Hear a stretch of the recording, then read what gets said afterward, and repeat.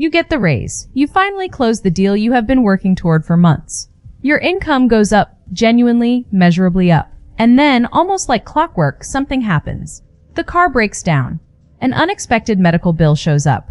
A client cancels at the last minute. Something pulls just enough money out of your hands that by the end of the month, your bank account looks exactly the way it always has.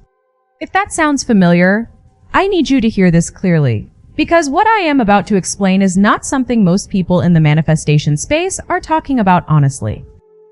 This is not bad luck. It has nothing to do with how hard you are working. And it is definitely not God testing you or punishing you or deciding that abundance simply is not for you. You have a financial thermostat, and right now, it is working exactly as it was designed to.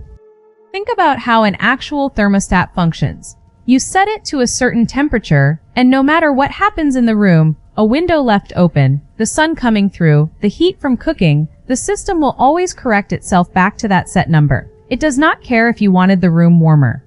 It only knows the number it was programmed to maintain. Your nervous system and subconscious work together in exactly the same way with money. Somewhere along the way, usually without your conscious awareness, your nervous system learned a specific number that it considers safe. Not too little, because too little threatens survival. But also not too much, because too much, to your nervous system, can feel just as threatening. And so every single time your income tries to climb past that number, your nervous system does what thermostats do. It corrects.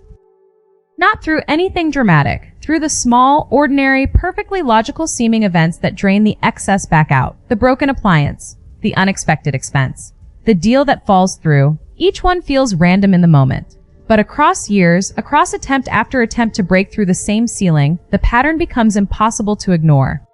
I saw this dynamic constantly during my years in the financial and insurance world, and I want to be honest, I lived a version of it myself. There was a specific income level I would reach, almost like clockwork, and then something would happen. Not catastrophic.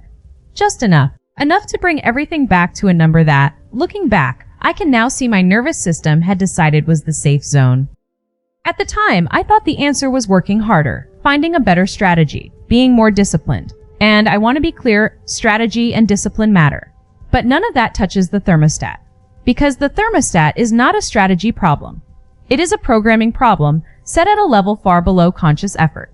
Here is what makes this especially important to understand if you have been doing manifestation work, mindset work, or any kind of inner development for a while now. You can know intellectually that abundance is available to you. You can say the affirmations. You can visualize the life you want with total clarity. And your nervous system can still, quietly and consistently, correct your financial reality back to the old number. Because the thermostat operates underneath conscious belief in a layer that affirmations rarely reach. This is exactly why so many people do the work for years and still hit the same ceiling. Not because the work was wasted, but because the real lever, the actual thermostat setting, was never directly addressed. By the end of this conversation, I am going to walk you through the specific practice I use to begin resetting that number. Not theory. Something practical, something you can start applying today. But first, I want you to understand exactly how the thermostat operates, the specific mechanism connecting your subconscious, your nervous system, and the financial reality you keep returning to. Because once you see the mechanism clearly, the next part, actually shifting it, becomes infinitely more possible. If you are new here, hit subscribe and grab the free PDF on angel numbers linked in the description. Now, let's go deeper. So we have named the thermostat. Now I want to show you exactly how it operates, because once you understand the mechanism, you stop blaming yourself for a pattern that was never really a willpower problem to begin with. Your subconscious and your nervous system work as a team. Think of the subconscious as the part that holds the rule, the number that has been quietly established as safe. And think of your nervous system as the enforcer, the part that actually makes sure that rule gets followed in real time in your daily life. Here is where it gets specific. There is a structure in your brain called the reticular activating system. Its job, essentially, is to filter the overwhelming amount of information around you so you do not get flooded by every single detail in your environment at once. Out of everything available to notice in any given moment, it selects what gets your attention based on what you already believe to be true. This is not a minor detail. This is the entire mechanism behind why your financial reality keeps confirming itself. If your established belief, your set thermostat number, says financial stability tops out at a certain level, your reticular activating system will spend years quietly filtering your attention toward the evidence that supports that number. The expense that had to happen. The opportunity that wasn't quite right. The reason this particular month was just unlucky. It is not finding evidence because the evidence is the whole truth. It is finding evidence because that is what it has been trained to look for. I think about this constantly when I talk to people who have done genuine, sincere work on their money mindset and still feel stuck. They are not failing at affirmations. Their reticular activating system is doing exactly what it was built to do, protecting the existing thermostat setting by filtering reality to match it. And here is why surface-level affirmations so often fail to move the needle. Saying, "I am wealthy," while your nervous system still associates a higher number with danger, is like trying to override a deeply paved highway by drawing a chalk line next to it. The highway, the existing neural pathway, is still there, still fast, still the path of least resistance every single time stress shows up. The affirmation has not built anything strong enough yet to compete. I worked with a client a while back who was a perfect illustration of this. She ran a small business that kept hovering at almost the exact same monthly revenue for nearly 3 years, no matter what she changed. New marketing, new pricing, new offers. The business would spike for a month or two and then settle right back to the same number, as if pulled by gravity. On paper, nothing about her strategy was wrong. She was sharp, capable, and genuinely good at what she did. So we started looking underneath the strategy at what her nervous system might be protecting by keeping the business at that particular ceiling. What we found was not a generic belief like money is hard to make. It was something much more specific, much more personal, a quiet, deeply held association between financial growth and a kind of exposure she was not consciously aware of fearing. Growth meant more visibility, more clients depending on her, more eyes on her work. And somewhere in her history, visibility had once meant criticism, scrutiny, being seen and judged. Her nervous system had quietly decided that staying at this particular revenue number kept her safely under the radar. That is not a strategy problem. No amount of better marketing was ever going to solve that, because the ceiling was never really about marketing. This is the piece most conversations about money blocks skip entirely. They stay at the level of broad, generic beliefs. Money is hard. Money is the root of evil. Rich people are greedy. And those beliefs are real. But they are rarely the actual lever holding the thermostat in place. The real lever is almost always more specific, more personal, and more directly tied to what feels safe to your particular nervous system, given your particular history. So if generic affirmations are not strong enough to move a thermostat that specific, what actually works? That is exactly what we are going to get into next. Because there is a reason traditional methods take so long, and there is a very different, much more direct way to approach this once you understand what is really happening underneath the surface. So now we understand why generic affirmations rarely move the needle. The thermostat is not set by a vague belief floating somewhere in your mind. It is held in place by something specific, a particular emotional logic that your nervous system has decided keeps you safe. And this is the part that requires real honesty to look at. Because once you stop treating your financial ceiling as random bad luck, you have to ask a much more uncomfortable question. What is this pattern actually protecting me from? I know that question can feel almost insulting the first time you hear it. Nobody wants to think that some part of them is choosing to stay stuck. But this has nothing to do with conscious choice. Your nervous system is not asking your permission. It is running a calculation, formed long before you had the awareness to question it, about what level of expansion feels survivable and what level feels dangerous. Here is something important to understand about how the nervous system prioritizes safety. It does not actually care whether a situation is good or bad in any objective sense. It cares whether a situation is familiar or unfamiliar. Familiar, even when it is uncomfortable, registers as survivable because you have survived it before. Unfamiliar, even when it is objectively better, registers as a risk because there is no track record proving you can handle it. This is why your nervous system can genuinely prefer staying inside a financial pattern that frustrates you over stepping into a level of abundance it has never experienced. It is not being cruel. It is doing the only thing it knows how to do, keeping you inside the boundaries of what has already been proven survivable. Let me give you an example that illustrates this in a completely different way than the one I shared before. I think about a man I once consulted with, someone who had built a solid, respectable income working for himself after years in a corporate structure. He wanted to scale further. He had the skill, the client demand, the opportunity clearly in front of him. But every single time he got close to a real breakthrough, he would unconsciously create a reason to slow down. A project he suddenly felt unsure about. A client he hesitated to follow up with. A pricing decision he kept delaying. When we traced it back, the pattern connected to something from much earlier in his life. A period where his family had experienced a sudden financial windfall that, instead of bringing relief, brought conflict, jealousy from extended family, and a level of attention that fractured relationships he valued. Nobody ever sat him down and said money causes loss of relationship. But his nervous system drew that conclusion anyway, and it had been quietly protecting him from repeating that experience ever since by keeping his income at a level that felt invisible enough to stay safe. That is the kind of root cause we are actually looking for, not, I have a scarcity mindset. Something specific, something tied to an actual moment or a repeated pattern where expansion got linked to danger, loss, exposure, or some other consequence your nervous system decided was worth avoiding at almost any cost.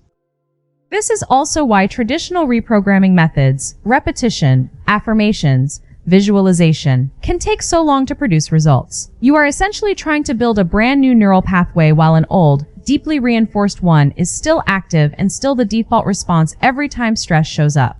Every time a bill triggers the old anxious reaction, you are reinforcing the original highway rather than the new one you are trying to build. Progress becomes a slow uphill climb against a pattern that gets reinforced just as often as the new one does. Which raises the real question. If the old pathway is so deeply paved and repetition alone is so slow, what actually creates change at the root rather than just on the surface? That is exactly where we are headed.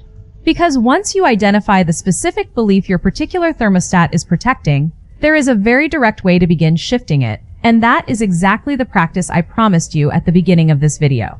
So here is where everything we have talked about becomes something you can actually use. You now understand the mechanism. Your nervous system set a financial thermostat based on what it learned, somewhere along the way, to be safe. Your reticular activating system has been quietly filtering your reality to confirm that number.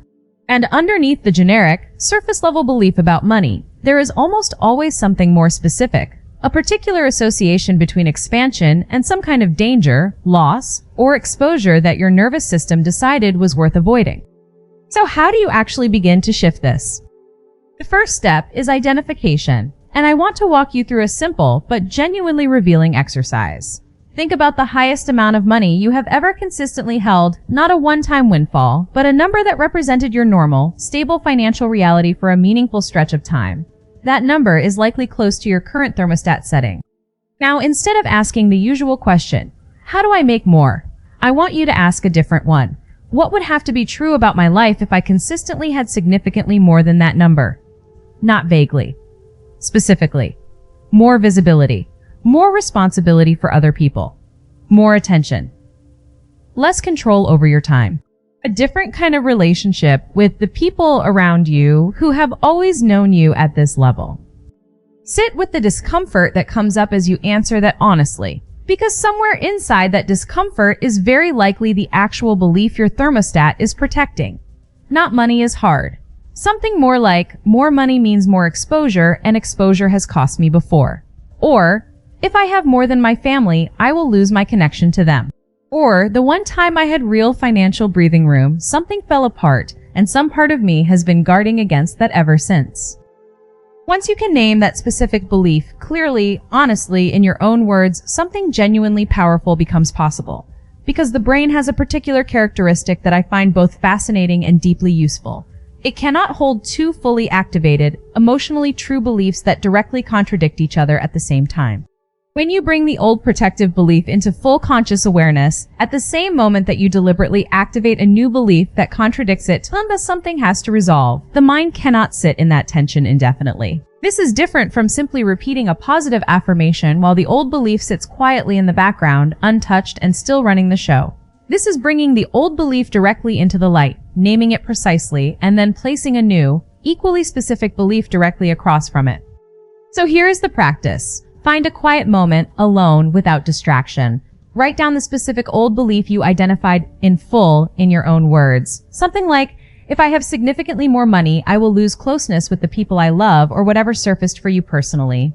Read it out loud. Let yourself genuinely feel how true that has felt for you for however many years it has been running. Then, directly beneath it, write the new belief you are choosing instead. Equally specific, equally personal. Something like, I can hold real financial abundance and remain deeply connected to the people I love. My growth does not require their loss. Read that out loud as well, with as much genuine feeling as you can access. Sit with both statements in front of you, side by side, for a few minutes. Notice the discomfort. Notice which one your body wants to believe more, and notice that this is exactly the moment of the internal tug of war I described earlier. You are not trying to force the new belief to feel true instantly. You are simply refusing to let the old one operate silently and unexamined any longer. Do this consistently, particularly in the moments right after you notice the old pattern trying to activate. When an unexpected expense shows up, when you feel the urge to pull back from an opportunity, when the old anxious voice starts its familiar script, pause. Name the old belief. Place the new one directly across from it. Let your mind do the work of resolving the contradiction, rather than trying to manually force a new feeling that is not yet there. This will not erase a deeply rooted thermostat in a single sitting, but it is a fundamentally different kind of work than affirmations alone, because you are addressing the actual specific belief holding the number in place, not a generic substitute for it. I have used a version of this practice myself at different points in my financial journey every time I notice myself approaching a new ceiling. And what I can tell you honestly is that the shift does not always look dramatic from the outside. It looks like one decision made differently. One opportunity not avoided. 1 month where the unexpected expense simply did not show up to correct things back to the old number. And then another month like that. And another. Until, eventually, you look back and realize the thermostat itself has moved. Your financial ceiling was never a punishment, and it was never proof that abundance is not meant for you. It was a setting, formed long ago, for reasons that made sense at the time by a nervous system trying to keep you safe. And settings, unlike fixed facts, can be changed. Thank you so much for staying with me until the end of this video. It truly means the world to me, and I hope this conversation brought you something real, something you can carry with you starting today.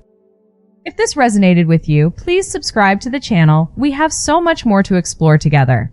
And if you know someone who needs to hear this, share it with them. You never know whose life you might change with a single video.